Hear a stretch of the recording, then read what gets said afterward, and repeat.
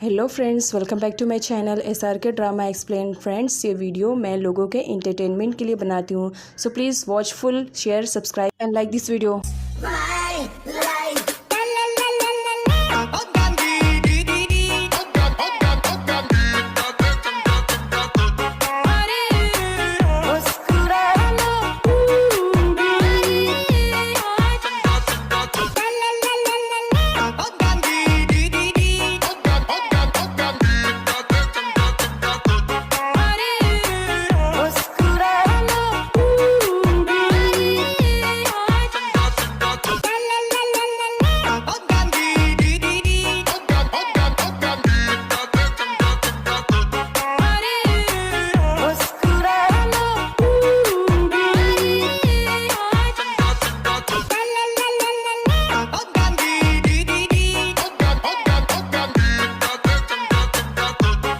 इस पार्ट के स्टार्टिंग में दिखाया जाता है जियाओ की स्कूल की कंडीशन अब ख़राब हो रही होती है।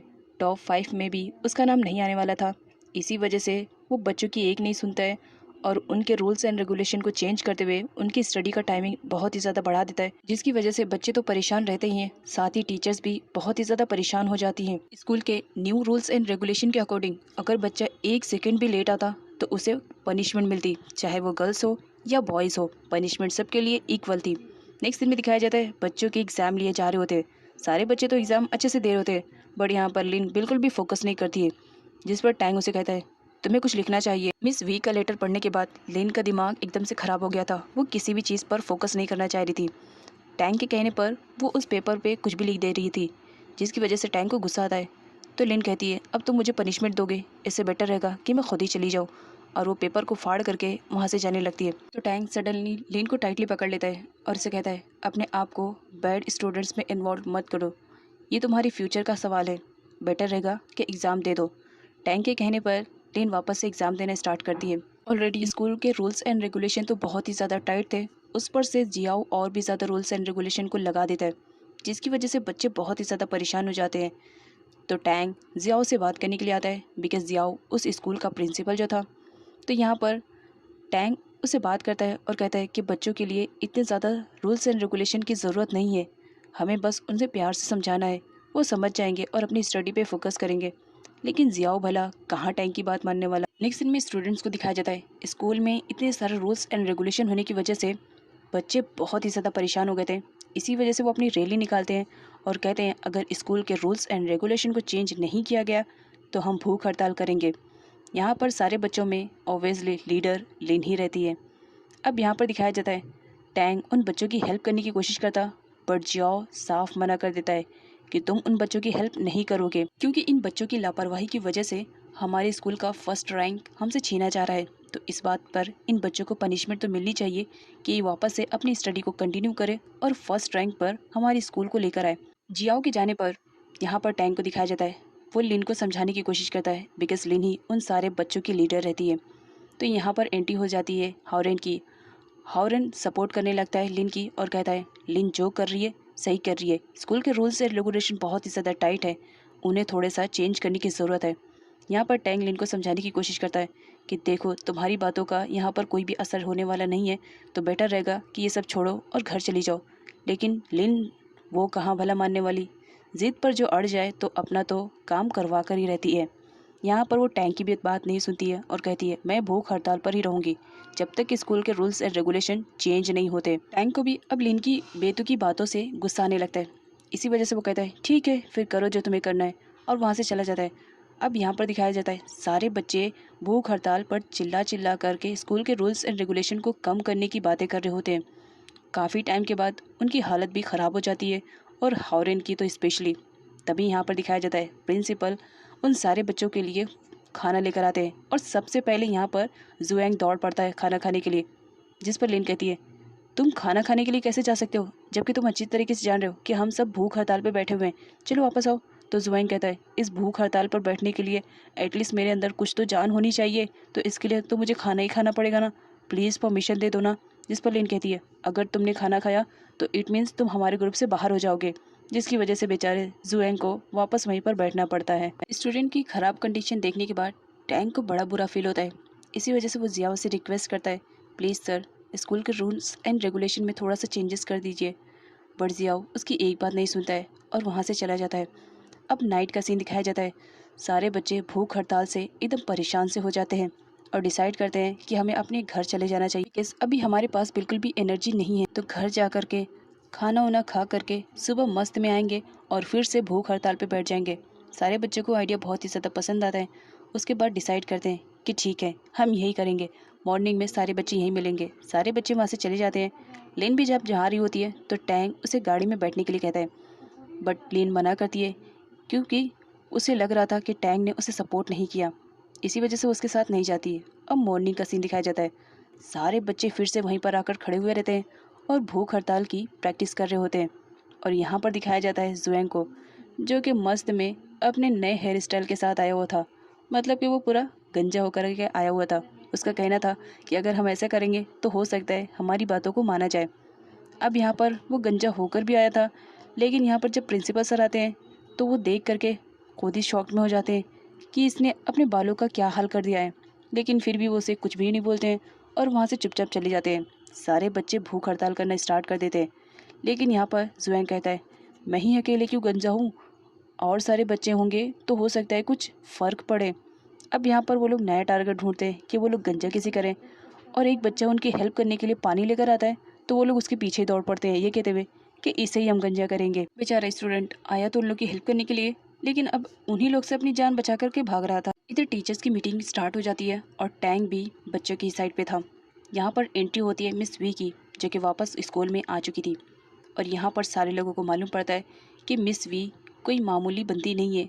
वो तो एजुकेशन डिपार्टमेंट की तरफ से आई हुई है और वो स्कूल की वाइस प्रेसिडेंट है। मिस वी का भी यही कहना रहता है कि बच्चों के साथ जो किया जा रहा है बिल्कुल सही किया जा रहा है। इस तरीके से वो लिन से समझो अपना बदला निकाल रही थी, क्योंकि वो उसने लिन के लेटर को जब से पढ़ा था उसे उससे जेलेसी हो गई थी। मॉर्निंग में जब जियाओ अपने हेयर स्टाइल के साथ आता है तो अदर स्टूडेंट्स तो देख करके शॉक रहते हैं और उसे पूछने लगते हैं, तुम अभी तो कल गंजे हुए थे, इतनी जल्दी तुम्हारे सर पे खेती कैसे उग गई। तो यहाँ पर जुएंग अपना राज खोलते हुए बताता है, अरे बाबा, उस टाइम तो मैंने विग को यूज़ किया था, भला मैं अपने इतने प्यारे हेयर को कैसे हटा सकता हूँ। इधर टैंक मिस वी से क्वेश्चन करने लगता है, अगर तुम एजुकेशन डिपार्टमेंट की तरफ से आई थी तो तुम बच्चों की हेल्प कर सकती थी ना, तो तुमने बच्चों की हेल्प क्यों नहीं की। जिस पर मिस वी कहती है, जो बच्चों के साथ हो रहा है सही हो रहा है, बच्चों को हालात से मुकाबला करना सीखना ही पड़ेगा। आखिर हम ये सब उनकी फ्यूचर के लिए तो कर रहे हैं, ताकि उनका फ्यूचर आगे चल के ब्राइट हो पाए। बट टैंक को फर्स्ट टाइम मिस वी की बातें बुरी लगती है। और यहाँ पर दिखाया जाता है तीनों फ्रेंड्स उनकी जासूसी करते हुए कह रहे होते हैं, इन दोनों की ना पास्ट में जमी और ना ही प्रेजेंट में जम रही है, फ्यूचर का तो हम बता ही नहीं सकते। अब सीन दिखाया जाता है बच्चों की पनिशमेंट का। उन्होंने स्कूल में कुछ ज़्यादा ही रायता फैला दिया था। इसी वजह से पनिशमेंट उन्हें मिल रही थी क्लीनिंग करने के लिए। और साथ ही उन्हें मालूम पड़ा था कि उनके पेरेंट्स को भी इनवाइट किया जा रहा है उनकी कंप्लेन करने के लिए, जिसकी वजह से बच्चे बहुत ही ज़्यादा डर जाते हैं कि अब वो क्या करेंगे। नेक्स्ट सीन में लिन को दिखाया जाता है जो अपनी मॉम को किसी भी कंडीशन में स्कूल में ले जाने के लिए बिल्कुल भी रेडी नहीं थी। इसी वजह से वो अपने भाई के पास आती है उसे मस्का मारने के लिए, बट उसका भाई साफ मना कर देता है, तुम मॉम को लेकर जाओ, मैं नहीं जाऊँगा। तो लिन यहाँ पर उसे लेटर शो करने लगती है जो कि 10 ईयर्स पहले उसने लिखा था, और उसमें उसने डिमांड किया था कि वो मिस वी से बहुत ज़्यादा प्यार करता है और उससे शादी करना चाहता है। अब लिन कहती है, अगर ये लेटर मॉम को मिल जाए तो मॉम क्या करेंगी, कुछ आइडिया है। जिस पर ड्वेन कहता है, तुम मेरी सिस्टर हो, तुम्हारे लिए तो मैं इतना कर सकता हूँ ना, मैं आऊँगा, ये लेटर प्लीज़ मॉम को शो मत करना। तो लिन कहती है, वो तो तुम्हारे स्कूल आने के बाद ही पता चलेगा कि मुझे मॉम को देना चाहिए कि नहीं, टाइम पर आ जाना। और गुड बाय बोल करके चली जाती है। अब सीन स्कूल का दिखाया जाता है। सारे बच्चे तो डरे हुए रहते हैं, लेकिन साथ ही वो खुश भी रहते हैं। उनके पेरेंट्स जैसे आते रहते हैं वो काफ़ी खुश दिखाई दे रहे होते हैं, जिसकी वजह से मिस वी भी थोड़ा शॉक्ड में थी। यहाँ पर हॉरन के डैड को दिखाया जाता है। वो तो बहुत ही ज़्यादा यंग थे, इवन वो हॉरन से भी ज़्यादा यंग दिखाई दे रहे होते हैं। सारे पेरेंट्स बारी बारी से अंदर इंटर कर रहे होते हैं क्लास में। मीटिंग स्टार्ट करने से पहले मिस वी सारे स्टूडेंट को बाहर कर देती है, बट बच्चे खुश दिखाई दे रहे थे। अब यहाँ पर पास्ट का सीन दिखाया जाता है। उस क्लासरूम में जितने भी पेरेंट्स आए हुए थे सब के सब नकली रहते हैं। सारे बच्चों ने उन्हें पैसे दिए थे अपने पेरेंट्स बनने के लिए। यहाँ पर हाउरिन को दिखाया जाता है। वो तो अपने फ्रेंड्स के पास गया था और उसे रिश्वत दे करके अपने फादर में कन्वर्ट करके उसे लेकर आया था। यहाँ पर इसी वजह से उसके फादर बहुत ही ज़्यादा यंग दिखाई दे रहे होते हैं। इस मीटिंग में वो पर्सन भी आया हुआ था जो सबके पार्टनर्स के बारे में इन्फॉर्म करता था। यहाँ पर वो डुएंग से कहता है, तुम्हारे फेस को देख करके इतना तो मैं बता सकता हूँ कि तुम्हारा जो लाइफ पार्टनर है ना, वो इसी मीटिंग में आया हुआ है। और वो इशारा कर देता है मिस वी की तरफ कि यही तुम्हारी लाइफ पार्टनर है। जिसे सुनने के बाद डुएंग तो एकदम खुश हो जाता है। अब यहाँ पर पेरेंट्स को दिखाया जाता है, वो आपस में जब मीटिंग कर रहे होते हैं तो उनके क्वेश्चन बहुत ही यूनिक रहते हैं, जिसकी वजह से उन सभी के बीच में झगड़ा होने लगता है और सारे एक दूसरे को मारने लगते हैं और मीटिंग एकदम जंग में बदल जाती है। मिस वी को सच्चाई का पता चल जाता है कि जितने भी पेरेंट्स यहाँ पर आए हुए थे सब के सब नकली थे। इसी वजह से वो दोबारा स्टूडेंट्स को बुलवाती है और उनकी अच्छी क्लास लेती है। लिन वहाँ से जाने वाली रहती है तो मिस वी उसे बैठा देती है और कहती है, तुम्हारा ब्रदर आया है ना, मुझे उससे इम्पोर्टेंट बात करनी है। नेक्स्ट सीन में दिखाया जाता है, टैंग लिन के पास जाता है। लिन उसकी एक भी नहीं सुनना चाहती थी बिकॉज उसे लग रहा था कि टैंग उसकी बिल्कुल भी हेल्प नहीं कर रहा है इस सिचुएशन में। और इधर डुएंग को दिखाया जाता है जो कि मिस वी से कह रहा होता है, तुम तो अच्छी तरीके से जानती हो मेरी फैमिली में सब लोग यूनिक हैं और स्पेशली मेरी ये साइको सिस्टर।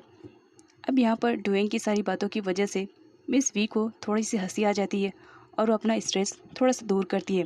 डुएंग को अच्छा लगता है कि मिस वी उसकी बातों पर हंस रही है। वो और बातें करता है और उसे कहता है, प्लीज़ मेरी साइको बहन को थोड़ा सा माफ़ कर दो, वो थोड़ी सी साइको ज़रूर है बट उसका दिल बहुत ही साफ़ है। इधर दिखाया जाता है जब टैंग लिन को समझाने की कोशिश कर रहा था तो लिन कहती है, इसका मतलब तुम कहने की कोशिश कर रहे हो कि तुम मेरी साइड हो, तो बताओ मिस वी के साइड तुम क्यों वहाँ पर खड़े थे जब उसने हमारे स्टूडेंट्स को बुलाया था। तो टैंग कहता है, इसमें मेरी मर्ज़ी नहीं थी, वो इस स्कूल की वाइस प्रिंसिपल हैं तो हमें उनकी बात सुननी ही पड़ेगी। अब यहाँ पर लिन को बड़ा अच्छा लगता है कि टैंग उसकी हेल्प कर रहा है, तो इस वजह से वो टैंग को सडनली किस कर लेती है और उसे किस करते हुए उसका भाई और मिस वी दोनों देख लेते हैं। जिस पर मिस वी कहती है, अब तुमने अपनी आंखों से ही देख लिया है कि तुम्हारी बहन स्कूल में क्या कर रही है, तो आई थिंक तुम्हें उसके फ्यूचर के लिए उसे समझाना चाहिए।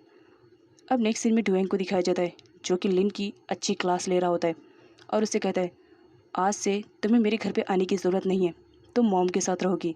और साथ ही वो उससे की भी डिमांड कर लेता है कि मेरे घर की वापस कर दो बिकॉज़ मैं और कुछ भी बर्दाश्त नहीं कर सकता हूँ। यहाँ पर लिन तो वो की नहीं देना चाह रही थी लेकिन मजबूरी थी, इसी वजह से वो की देने के लिए रेडी हो जाती है और गुस्से में उसके बैग में जितना भी सामान रहता है सब निकाल फेंकती है और की दे देती है कि चलो अब तो तुम खुश हो गए, और गुस्से में वहाँ से चली जाती है। मिस वी को ये करते हुए बहुत ही ज़्यादा अच्छा लग रहा था बिकॉज़ वो किसी भी कंडीशन में लिन और टैंग को दूर रखना चाहती थी और उसका प्लान भी सक्सेसफुल हो गया था। डुएंग टैंग से कहता है, मेरी बहन एकदम साइको सी है, उसे अभी सही गलत का फ़र्क नहीं मालूम है, इसकी वजह से उसकी तरफ से मैं तुमसे सॉरी कह रहा हूँ एंड आई होप तुम मेरी बातों को अच्छे से समझ रहे होगे कि मैं तुमसे क्या कहने की कोशिश कर रहा हूँ। इधर बेचारी लिन को दिखाया जाता है घर वापस आने के बाद वो टैंक की फ़ोटो देख रही होती है और उसे बहुत ही ज़्यादा मिस करते हुए काफ़ी रो रही होती है कि उसके भाई ने उसके साथ गलत किया। अब यहाँ पर दिखाया जाता है उसी वक्त डुएंग भी घर पर आया हुआ रहता है और उसकी हिम्मत नहीं होती है कि वो दरवाजे को ओपन करके अपनी बहन से बात कर सके बिकॉज़ उसे भी बुरा लग रहा था। डुएंग वापस जाने से पहले लिन का बैग और बॉयल एग और साथ में एक चिट्स को वहाँ पर छोड़ करके चला जाता है। नेक्स्ट मॉर्निंग एक स्टूडेंट को दिखाया जाता है जो कि अपसेट क्लासरूम से बाहर जा रहा था। टैंग जब क्लासरूम में आता है तो देखकर शॉक रहता है बिकॉज उस स्टूडेंट ने लिखा था कि वो सुसाइड करने वाला है। टैंग उसकी हेल्प के लिए दौड़ पड़ता है। अब यहाँ पर वो स्टूडेंट को दिखाया जाता है, वो टेरेस पे चढ़ जाता है और सुसाइड करने के लिए बस जंप करने ही वाला रहता है। सारे लोगों से समझाने की कोशिश करते हैं कि वो सुसाइड ना करे, जिस पर वो स्टूडेंट रोने लगता है और कहता है, अगर मेरे पेरेंट्स यहाँ पर आएंगे तो बहुत ही ज़्यादा हर्ट होंगे क्योंकि उन्होंने मुझे स्टडी के लिए यहाँ पर भेजा है और मैं ये सब कर रहा हूँ, तो इस वजह से मैं बिल्कुल भी उनसे आंखें नहीं मिला पाऊँगा। वो सुसाइड करने ही वाला रहता है। तभी वहाँ पर टैंग आ जाता है। टैंग उसे समझाने की कोशिश करता है कि सुसाइड करना ये कहाँ की समझदारी है, वापस आ जाओ। लेकिन वो स्टूडेंट साइको रहता है और वो बस सुसाइड करने के लिए जैसे जंप करने वाला ही था, सडनली उसे टैंग पकड़ लेता है, जिसे देख करके सारे बच्चों की जान में थोड़ी सी जान आती है। अब यहाँ पर दिखाया जाता है टैंग तो सारे स्टूडेंट के लिए एक हीरो बन चुका था, इसी वजह से वो लोग उसे हवा में उछाल रहे होते हैं और टैंग को भी काफ़ी अच्छा लगता है कि बच्चे उससे इतने ज़्यादा क्लोज हैं।